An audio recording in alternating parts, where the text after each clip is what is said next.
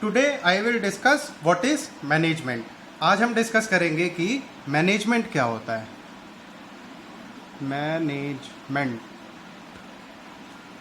Management को discuss करने के लिए सबसे पहले मैं आपको एक बहुत ही सिंपल सा, बहुत ही छोटा सा, जो कि आप सभी को इजीली समझ में आ जाए, एक एग्जाम्पल बताऊंगा। अब एग्जाम्पल क्या है कि हम एक गारमेंट मैन्युफैक्चरर हैं जो कि गारमेंट्स बनाते हैं, जैसे कि हमारे शर्ट्स होती हैं, पैंट्स होते हैं, सूट्स होते हैं, टाइज होती हैं, जो भी रेडीमेड गारमेंट्स होते हैं। ये हमारी कंपनी है जो कि हम हैं गारमेंट मैन्युफैक्चरर, और हमारा एक कस्टमर है जो कि है जारा। जैसे कि आप सभी जानते हैं, जारा वर्ल्ड का one of the biggest readymade garment brand है, जो कि shirts, shoes, pants, suits, leather bags etcetera बेचती है अंडर देयर ब्रांड नेम। अब जारा कंपनी के पास से हमारी जो गारमेंट मैन्युफैक्चरिंग की कंपनी है, वहाँ से हमारे को एक ऑर्डर मिला है 1200 शर्ट्स का, कि हमें 1200 शर्ट्स बनानी है डिफरेंट साइजेस की। और ये जो शर्ट्स हैं ये हमें देनी है विद इन 30 डेज़। ध्यान दीजिएगा इस 30 डेज़ पर, क्योंकि ये आपको आगे चल के बहुत काम आएगा इसमें। अब हम अपनी कंपनी की बात कर लेते हैं। हमारी कंपनी की जो अवेलेबल रिसोर्सेज हैं, यानी कि हमारे पास क्या क्या रिसोर्सेज हैं, जैसे कि लेबर कितनी है, मशीन्स कितनी हैं, तो अब हम बात करेंगे अवेलेबल रिसोर्स की।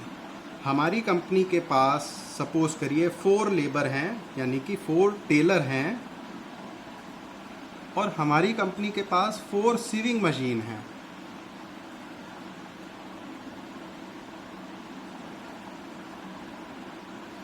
तो 4 टेलर, 4 सीविंग मशीन। अब हमारे पास 30 डेज़ हैं। अब इस ऑर्डर को कंप्लीट करने के लिए हमारे को पर डे कितनी शर्ट्स बनानी है? पर डे हमें 40 शर्ट्स बनानी है।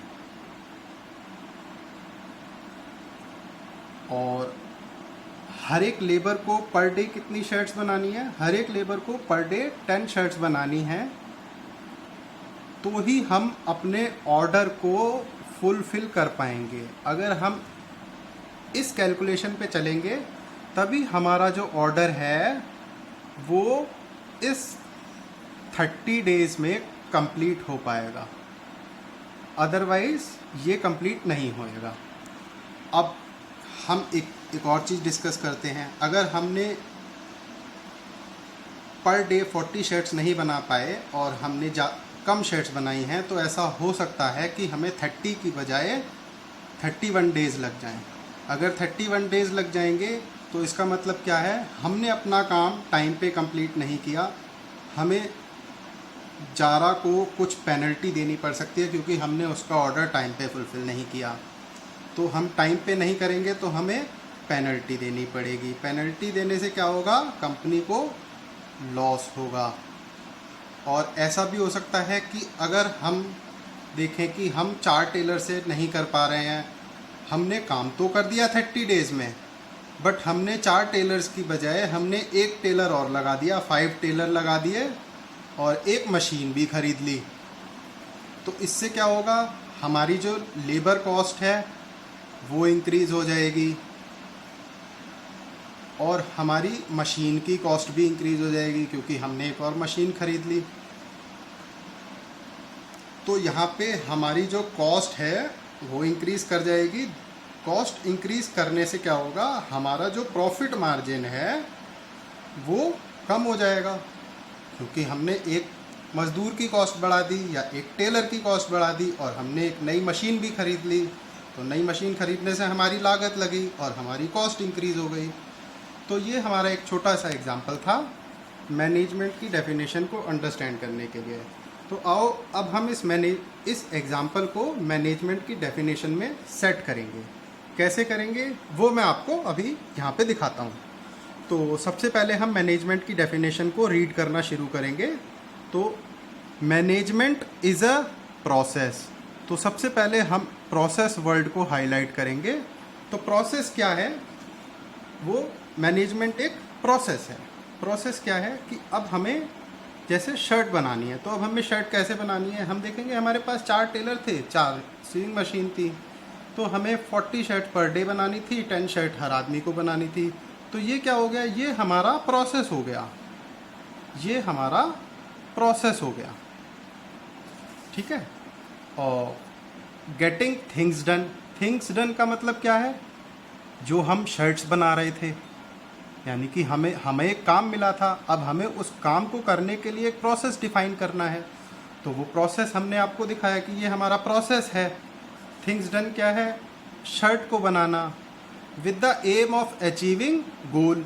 हमारा गोल क्या है? हमारा गोल है ये जो 1200 शर्ट का ऑर्डर था, इसको टाइम पे कंप्लीट करना। जैसा कि मैंने आपको पहले भी बताया था कि ये 30 डेज़ को ज़रूर ध्यान रखना है।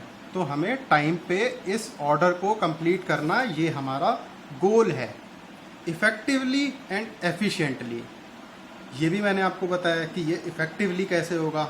इफ़ेक्टिवली का मतलब है कि हमें जो काम मिला है वो हमें अपने टाइम पे कंप्लीट करना है। ध्यान दीजिएगा, टाइम पे। टाइम को मैंने आपको पहले भी हाईलाइट कराया था, 30 डेज़, यानी कि हमारे पास एक टाइम लाइन डिफाइंड है कि हमें 30 डेज़ के अंदर अपना काम कंप्लीट करना है, तभी हम इफ़ेक्टिव कहलाएंगे।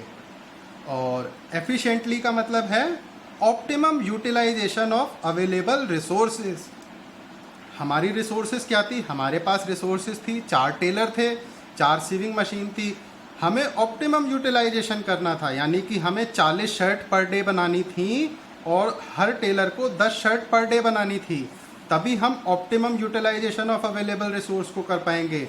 अगर हम इस चीज़ को नहीं कर पा रहे हैं तो और हमें 5वां टेलर लगाना पड़ रहा है, एक और मशीन खरीदनी पड़ रही है, दैट मीन्स कि हमने optimum utilisation of available resource नहीं करा है और हमें एक टेलर बढ़ा दिया और एक मशीन बढ़ा दी, जिसकी वजह से कंपनी की कॉस्ट इंक्रीज हो गई।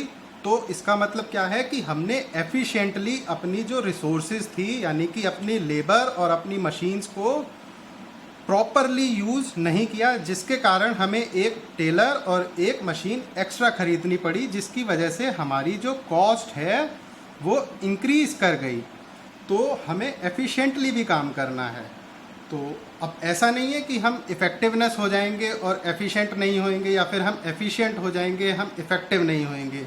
हमें दोनों का बैलेंस बना के चलना है, हमें दोनों चीज़ों को साथ में देखना है। हमें इफ़ेक्टिव भी रहना है, हमें 30 डेज़ के अंदर अंदर अपने टारगेट को अचीव करना है, यानी कि अपने गोल को अचीव करना है, और हमें अपनी optimum utilisation of available resources भी करनी है, यानी कि जो भी हमारे लेबर है, मशीन है, जो भी any other number of resources हैं, उन सभी का ऑप्टिमम यूटिलाइजेशन करना है, यानी कि पूर्ण रूप से उन चीज़ों को निचोड़ लेना है, अच्छे से यूज़ करना है, ताकि जिसकी वजह से हमें कोई एक्स्ट्रा रिसोर्सेज नहीं परचेज करनी पड़े।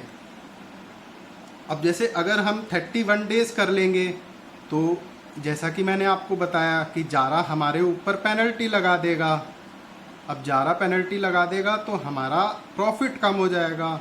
अब कोई भी ऑर्गेनाइजेशन हो, उसका अल्टीमेट गोल क्या होता है? अल्टीमेट गोल जो भी कोई भी ऑर्गेनाइजेशन है, कोई भी आदमी काम कर रहा है, उसका अल्टीमेट गोल है ज़्यादा से ज़्यादा पैसा कमाना। ज़्यादा से ज़्यादा पैसा कैसे कमाएगा वो? प्रॉफिट से।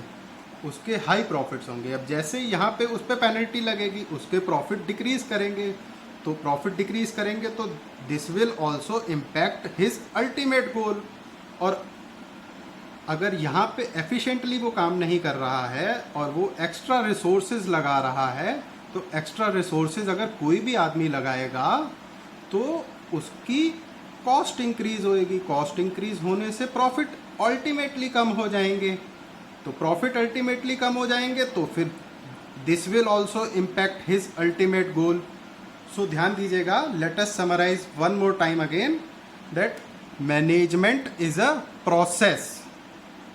प्रोसेस पे ध्यान दीजिए. प्रोसेस मैंने आपको जैसे अभी बताया कि हम कैसे शर्ट्स को कैसे बनाएंगे, कितने दिन में बनाएंगे, कितने आदमी बनाएंगे. Of getting things done with the aim of achieving goal. Goal क्या है हमारा? ऑर्डर कंप्लीट करना 30 डेज में इफेक्टिवली एंड एफिशिएंटली. ध्यान दीजिएगा इस वर्ड को, एंड को. हमें इन दोनों को साथ में लेकर के चलना है, तभी हम प्रॉफिटेबल काम कर पाएंगे, तभी हम अपनी कंपनी के अल्टीमेट गोल को अचीव कर पाएंगे, जो कि क्या है? हाईएस्ट प्रॉफिट कमाना. Thank you.